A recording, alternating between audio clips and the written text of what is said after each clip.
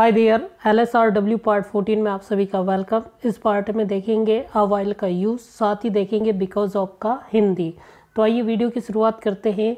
Listen carefully, सबसे पहले आपको ध्यान से सुनना है एंड देन राइट, और उसके बाद लिखना है। तो जैसा जैसा हम बोलते जाए वैसा वैसा आपको लिखना है। तो कॉपी और पेन लेकर रेडी हो जाइए और लिखिए। I was in the hospital, I was in the hospital for a while, because of you, full stop लगा लीजिए। नेक्स्ट लाइन से लिखिए I waited for, wait की second form, I waited for a while and finally got impatient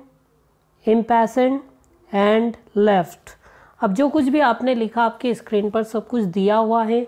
जिस word में भी आपने spelling mistake की है उसे सुधारने की कोशिश कीजिएगा। आइए तो इसका हिंदी मीनिंग देखते हैं। जैसे हमने कहा I was in the hospital, इसका मतलब हो जाएगा कि मैं हॉस्पिटल में था। For a while because of you, कुछ देर के लिए आपकी वजह से। तो यहाँ पे अ वाइल का मतलब हो जाता है an unspecified period of time. देखिए टाइम का नाम होता है 5 मिनट, 10 मिनट, 1 घंटे, 2 घंटे, लेकिन जब टाइम का नाम ना हो, जैसे थोड़ी देर, कुछ देर, ज़्यादा देर, तो इस चीज़ को इंग्लिश में बोला जाता है आ वाइल। तो आ वाइल का मतलब ज़्यादा समय भी हो सकता है, कम समय भी हो सकता है। तो जो समय का पीरियड होता है उसे ही बोला जाता है आ वाइल। ये ज़्यादा या कम सेंटेंस पर डिपेंड करता है। जैसे ऊपर वाले एग्जाम्पल में दिया है I was in the hospital for a while because of you, तो यहाँ पे मैं हॉस्पिटल में था तुम्हारी वजह से थोड़ी देर। तो यहाँ पे कुछ समय की बात हो रही है, इसलिए हमने आ वाइल का यूज़ किया।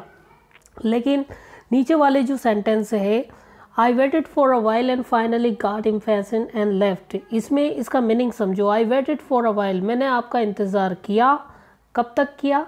जब तक कि and finally got impatient and left, और मैं बेचैन हो गया इंतज़ार कर करके और मैं चला गया। तो बेचैन हो गया इंतज़ार कर करके, इसका मतलब है कि आपने वहाँ पे बहुत देर तक इंतज़ार किया। तो ये बहुत देर ही को यहाँ पे बोला गया है फॉर अ वाइल।